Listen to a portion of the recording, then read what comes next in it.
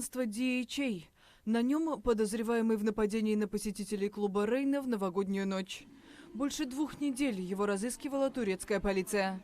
В понедельник вечером уроженца Узбекистана Абдулгадира Машарипова, а также выходца из Ирака и 3 женщин из Африки задержали в пригороде Стамбула. Эту информацию во вторник официально подтвердил премьер-министр Турции Бинали Йылдырым. Есть много деталей, которые я не могу раскрыть до окончания следствия.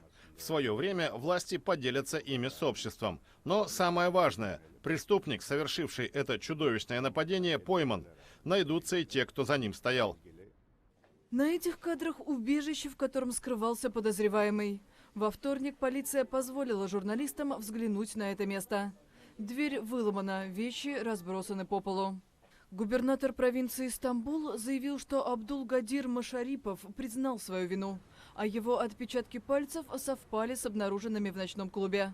По словам Васипа Шахина, узбек прошел подготовку в Афганистане и незаконно пересек турецкую границу в январе 2016-го.